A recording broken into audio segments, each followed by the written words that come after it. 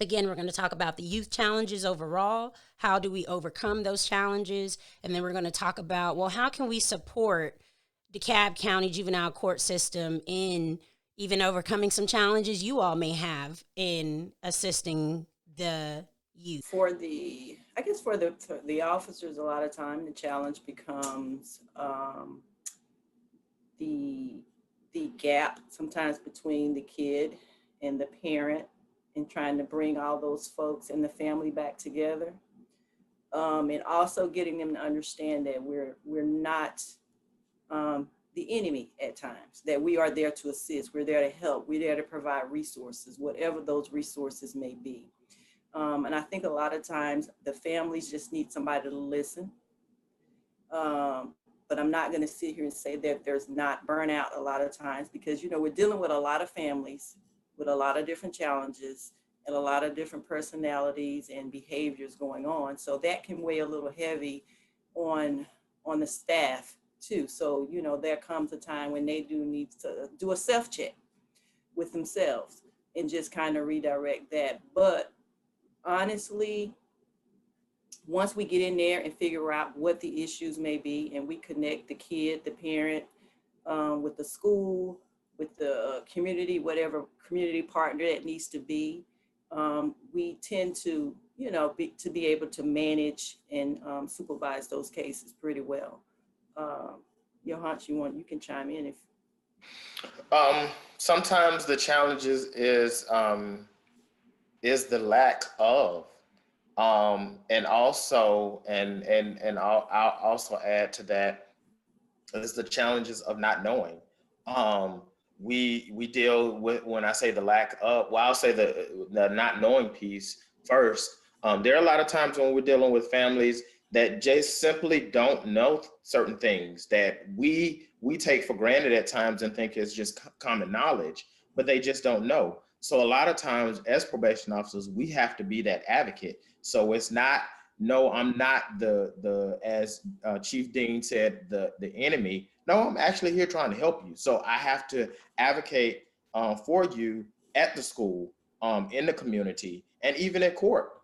So because we see the lives and the daily lives of these children, we have to, one, meet them where they are, but realizing as we learn more about the families that there's certain things that the parents don't know. So if something happens to the child, let's just say at the school, where the parent would just take it at face value and just be like, this happened, and we as the probation officer and as the advocate, sometimes we have to say, no, that happened, but there is an answer to this problem. You just don't have to take it at face value.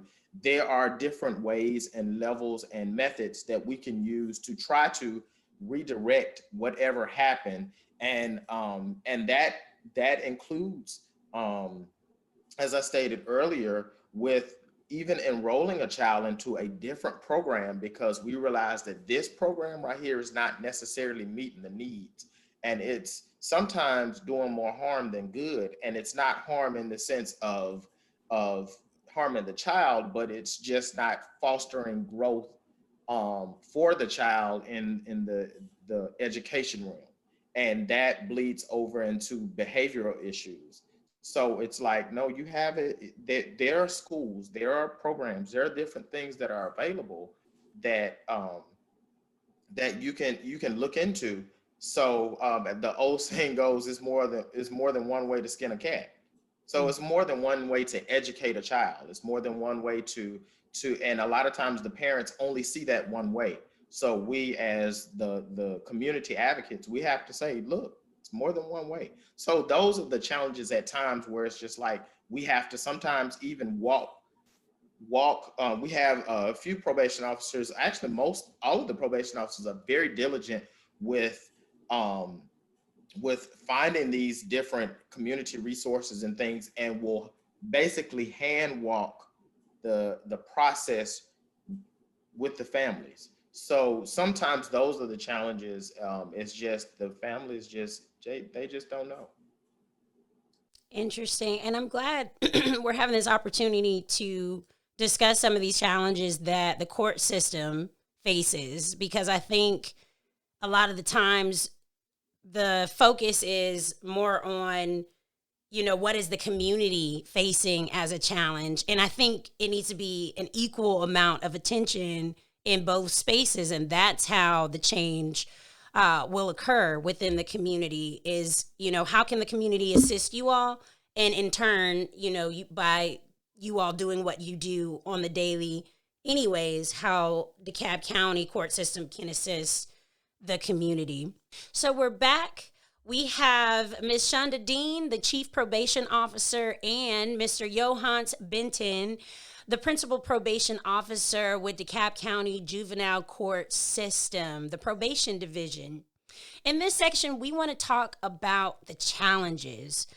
We want to get deep. We want to understand specifically what are the youth struggling with, not just with education, but overall, how you all work with them daily? What are some of these challenges? You're talking about poverty. You're talking about, I don't know where I'm going to sleep tonight. I'm telling honestly, from one week to the next, we are dealing with a family that is having that issue. And we're trying to connect them with a community resource, whether it's a church, whether it's the mosque, whether it's just the YMCA, whatever it is, and trying to find food. So we're directing them to food banks literally weekly. We are connecting with the community homelessness. What can we do to make sure this family is not evicted in the midst of COVID? We're dealing with that, along with the stress of being in the house every day, all day. So with some of them, that's stressful too within itself. The issue now with them being educated at home, the issue with the parents trying to be the counselor, the teacher, the mother, all of that, and trying to make sure that everybody's needs are met. So that's what we're dealing with a lot of now. Not that we weren't dealing with the homelessness then, but it seemed to be more prevalent now with folks are concerned about where they're going to stay. The POs are on the phones all day. I know because they're calling, we're talking all day. When there are crisis situations, we're on the phone, we're on conference calls with the parents, with the school, whatever the situation is, with treatment. So we're trying to do a lot of this stuff, new age, new ways, when you're talking about technology. So everything's been done just how we're doing it right now, or on the phone.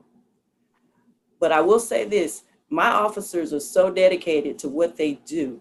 They still do home visits, respectfully, 6 feet apart, and making sure that they're protecting themselves. But because sometimes they want to just put their eyes on the kids, they want to put their eyes on the family, they will drive by those homes and just say, hey, I'm just checking, and speak with them at a distance and just saying, I just wanted to make sure you're okay.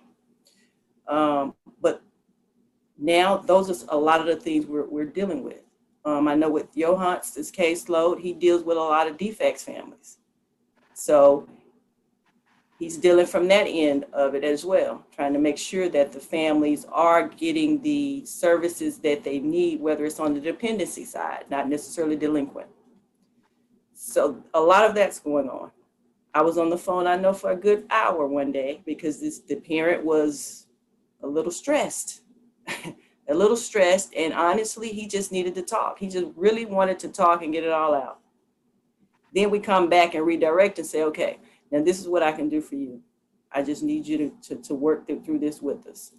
Benton, you want to tie it off? Challenges. I wrote down two different things that came to mind. One of the challenges, and Chief Dean touched on this briefly, but environment.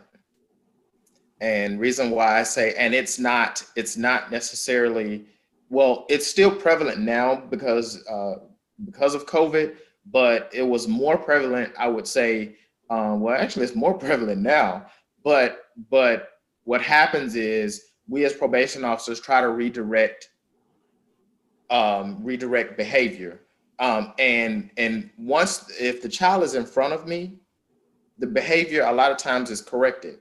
But once they're placed back into the environment where the behavior was not as what we is as acceptable, that's a force that we have to fight against. So it's fighting against that force where when they're in front of me, the behavior is acceptable. But when they're in a different environment, that environment could be home, it could be school, it could be community. So we have to fight against that as what. So it's the environment that we have to fight against. That's why a lot of times with, if you notice, a lot of times we say the family. We don't just say the child, because we have to affect the environment where that child is. And so if we can't positively affect I say the environment, then that makes our job a lot harder. So a lot of times we have to put in those measures in place that not only help the child, but it helps the family. And if it helps the family, and the other thing that I wrote down is the mindset. So if we can redirect the environment and the mindset, we can win a child. And that's one of the things that we focus on doing, is redirecting the child, the mindset, the environment. Because like I stated, once they're turned loose, so to speak, we have to make sure that mindset is correct. We have to make sure that environment is correct. And so those are the challenges that we face a lot. But with us facing those challenges, we try to put things in place that help the family, so they can identify certain behavior and certain triggers, so they know how to redirect that mindset, and everything will be a lot better. So that's one of the things that we the challenges that we face. Absolutely. And I agree. The environment and mindset plays such a huge part in influencing, what that child decides to do on the day to day, whatever their actions are day to day. How does the environment and mindset then translate into their behavior and what they produce at school? Well, a lot of times it carries over. So if I'll tell you this, a lot of times it's very obvious if we as a probation officer hadn't had proper contact with that child. Because if we've had proper contact with that child, the behavior is minimalized.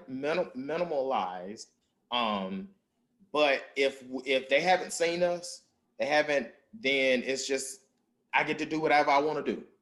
And so that's why we're very instrumental in trying to make sure we make contact with our families. And of course, we have things in place to make sure we do that. But we have to make sure that even just on a regular probation officer, I'm here to service the family mindset, we have to make sure that because a lot of times that makes our job a lot harder. If I can correct this behavior this day, and I'm not consistent on knocking on that door of correction, then every time I see them, I'm starting at square one. But if I'm constantly, hey, go to class, like I stated earlier, go to class, go to class, go to class. If I can get you in that environment of class, that's the first, I've won the first battle. And then after I get you in that environment of class, or in an environment of, okay, you're in class, you're in class, you're in class. Now, all right, let's produce some work. So where we were making F's because we're not in class, now let's just say we're making F's, but we're in class. Then we're going to make some D's. Then we're going to make some C's. And so we try to build on build on what we started on the foundation, is what I was trying to say. So we try to build on the foundation. So we get one level, we go to the next level, and we go to the next level. And that's how we produce the stars that we see. And here again, we can't save everyone, but we try.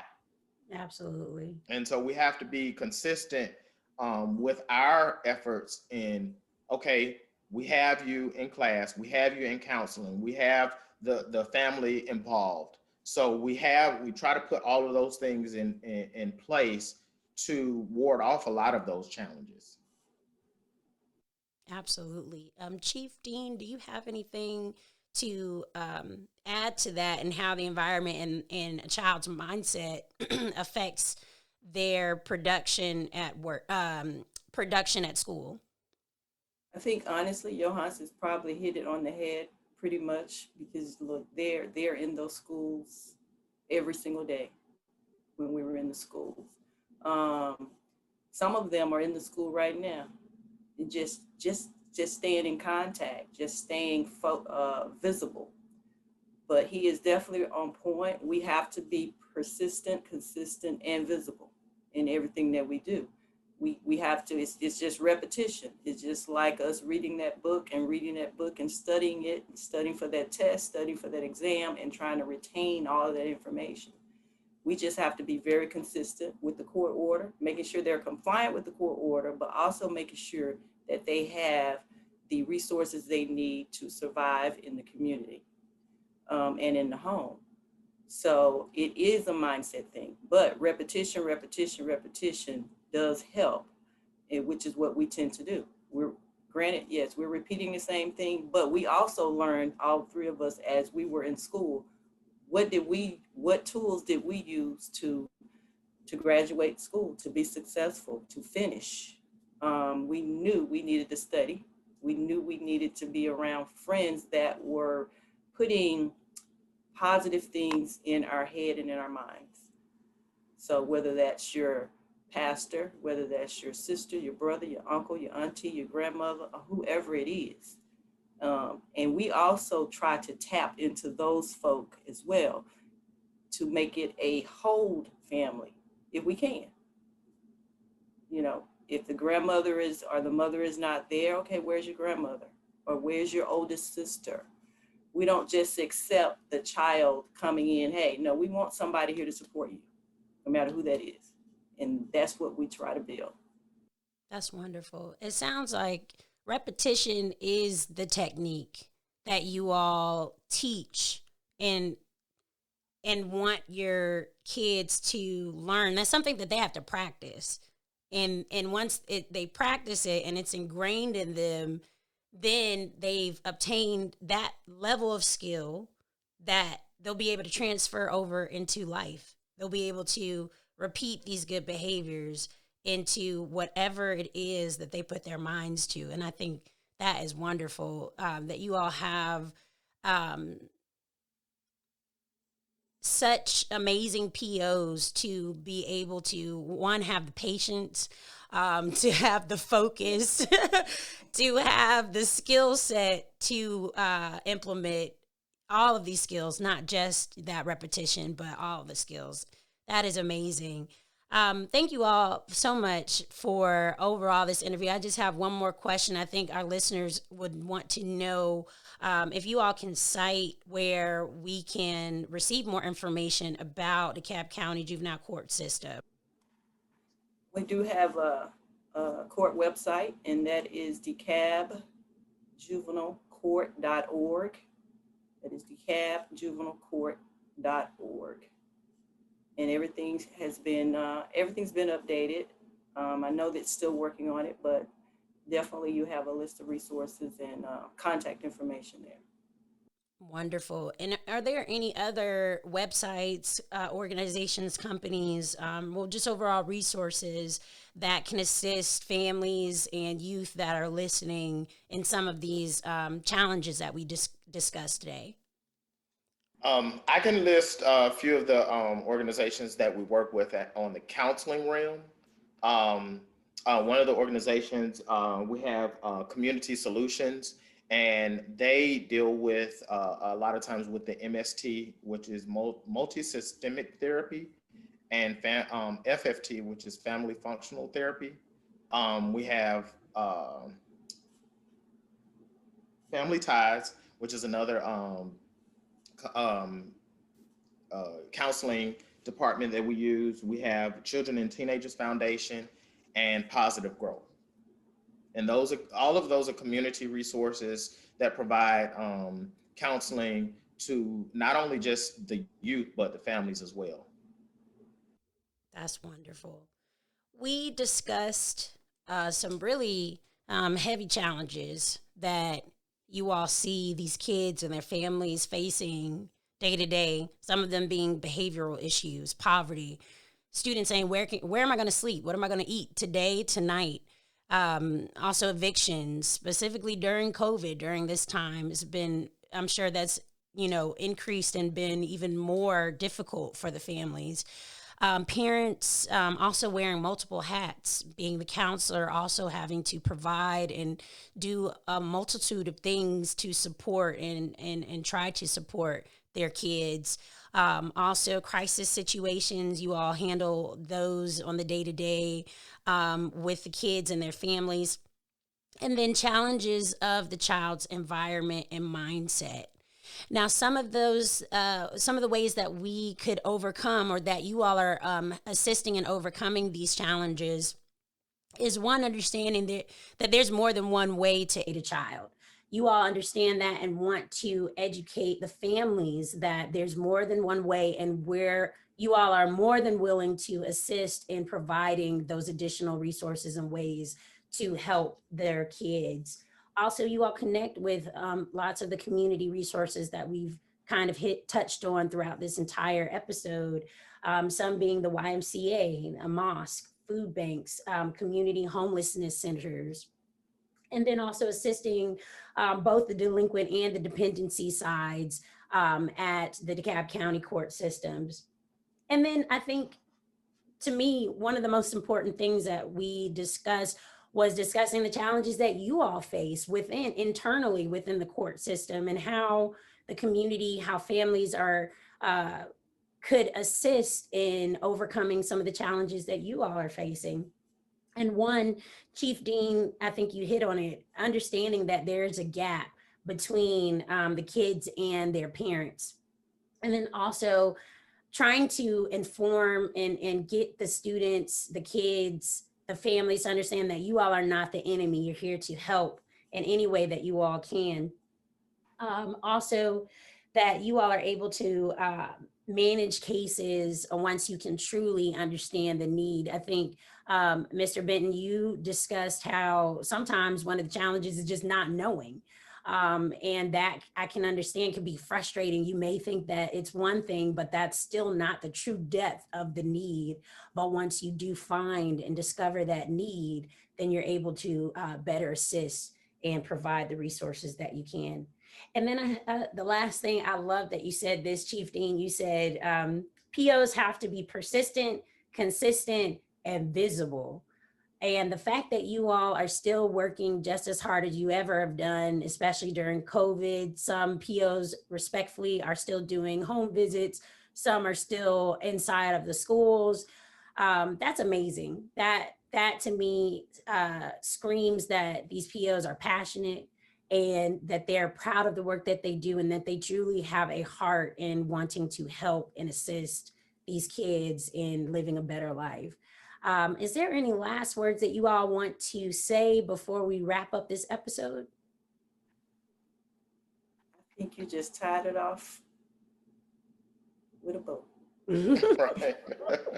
That sounds good to me. Well, I appreciate you guys, and I'm looking forward to having you guys come back on another episode in the future. You guys continue to do the work that you're doing, and we appreciate you all for doing the work that you're doing in DeKalb County.